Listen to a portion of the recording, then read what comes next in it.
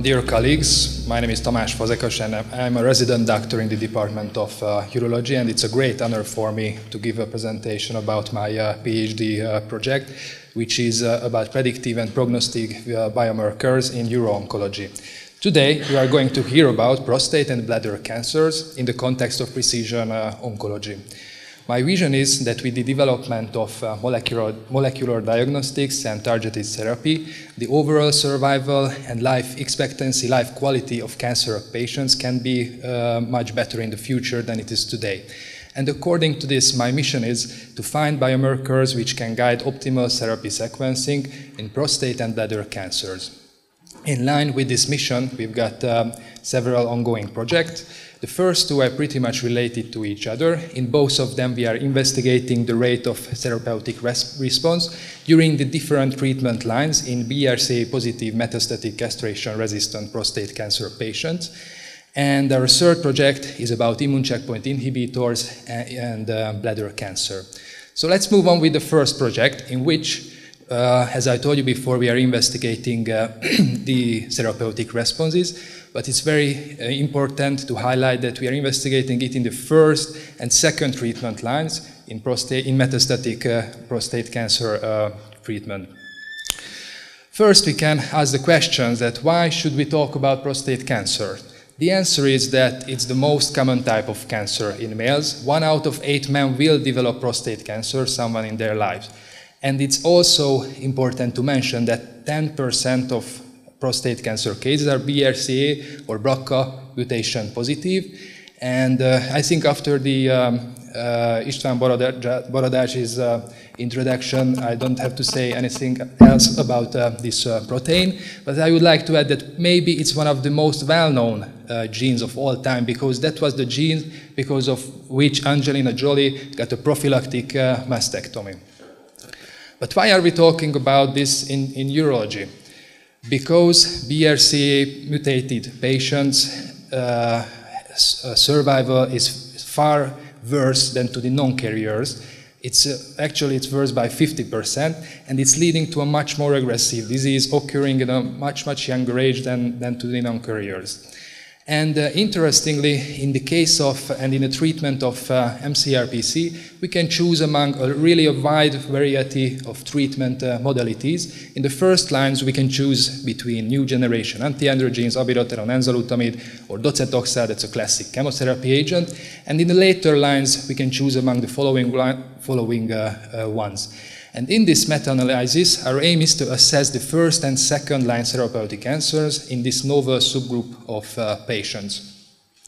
Well, this kind of aim and setup would cry for an interventional type of meta-analysis, but during our preliminary research, we haven't found any interventional studies which would have been designed in this kind of manner. So we decided on performing a proportional, descriptive meta-analysis, assessing the following outcomes. And the clinical significance of this question is just getting higher and more important in the previous years, because BRCA testing is advised by almost all of the big cancer guidelines, from NCCN to the EU guidelines. And as there are more and more patients of whom we know they have this kind of mutation, it's very important for us to know which is the best treatment modality for these patients, and therefore we would like to help the treatment decision making for the clinicians. So we have performed a systematic search in the 3 big databases, and we ended up around 11,000 hits. And by the end of the data extraction, we got 25 eligible articles, and currently we are at the stage of data extraction. Our second project, as I've told you before, is very similar to the first one, but the difference is that we are assessing the third, fourth, and later therapeutic lines in this BRCA positive mCRPC patients. And I would also like to add concerning metastatic prostate cancer, that the 5-year survival is only 30%. So we've got still a long way to go to reach a better survival and to help these patients more. And in the later lines, This second meta-analysis is going to focus on PARP inhibitors, PSMA ligand therapy, cabazitaxel, and platinum agents. Our clinical questions is the same as in the first one, and of course the implications are very similar to the first project. We have done the systematic searches yesterday, and we are planning to push forward with selection process in the following weeks. So let's move on to the third project, which is a descriptive study of 200 patients, metastatic bladder cancer patients, underwent immune checkpoint inhibitor therapy in our practice. So immune checkpoint inhibitor therapy in bladder cancer is a pretty new therapy. It was approved in 2017. The PD-1 and PD-L1 inhibitors, pembrolizumab and atezolizumab, if I would like to summarize their effect, it's based on inhibition of negative immune regulation, which resulting in the activation of T killer cells, and which is a major factor in anti-tumor activity. But you could ask the question that, of course, there were several RCTs, well-performed, high-quality RCTs concerning these agents. Why do you need a real-world study? Why do you need a real-world descriptive study? The answer is that the study patients are very strictly selected, and you can say they are pretty uniformized in some way, but the real world can be different. So in our general practice, the patients are much more heterogeneous, so we would like to know what's going on with these kinds of agents in our practice. About the registry resources, it's a multicentric study. There are 4 centers involved in Hungary and 2 from Germany. We have got an ethical approval. We have enrolled so far 198 patients, and the inclusion criteria is only treatment with either of the 2 agents.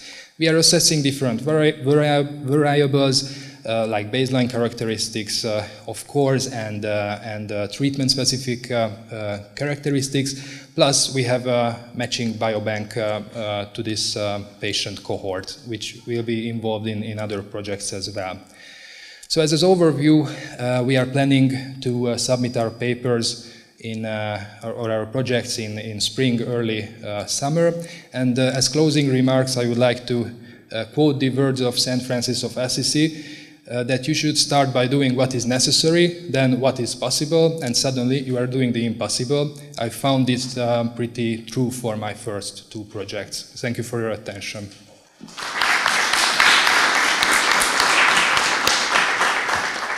Is there any benefit of screening for BRCA mutation in a population who are in increased risk because of their history of prostate cancer?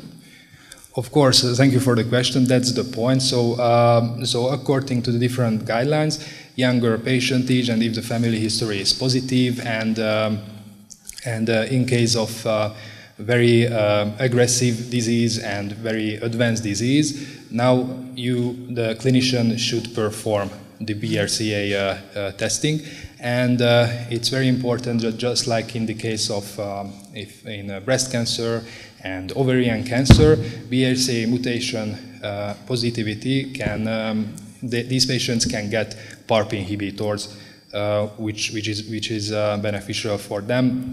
They were approved on this for prostate cancer in 2020, so it's a pretty fresh thing in urology. But yeah, so this is the positive effect for the benefit for the patient. What if it's positive? What should we do with this information?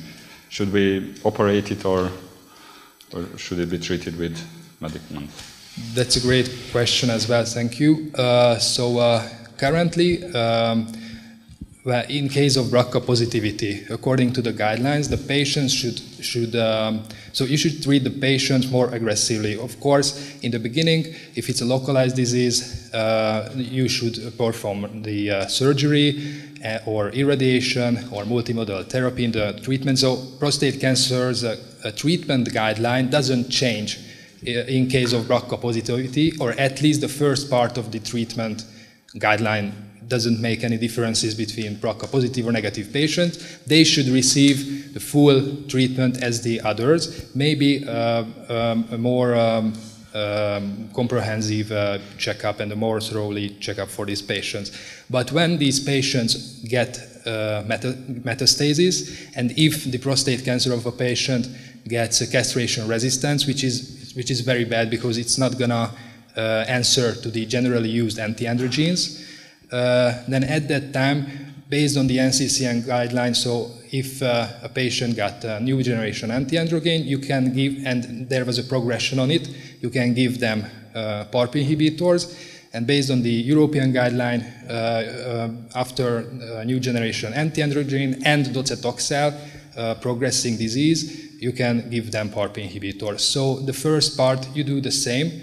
But if it's metastatic and castration-resistant, BRCA mutation does make a difference. What do you offer as a urologist? If we know we are BRCA positive, what should we do if we have no cancer yet?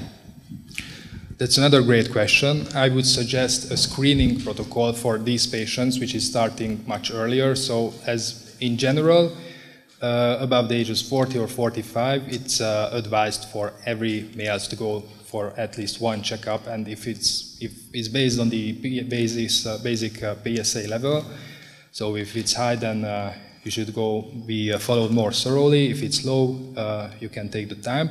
But if you have this mutation, of course, this affects the. So you should go screening more frequently and earlier than to the non-carriers. And does this screening contains also MRI or just the PSA level? That's another really hot topic today, that the MRI for prostate MRI, multiparametric MRI, just arrived in Hungary in the past 2 years. And I would suggest in the first case we don't use MRI for screening, and it's not advised for screening yet, because it has got many reasons why. But in the first case is the examination, physical examination, and the PSA examination. And if there is a elevated PSA or you find something, then you can go forward. You should go forward with multiparametric MRI. But MRI is not used for screening and not advised for screening.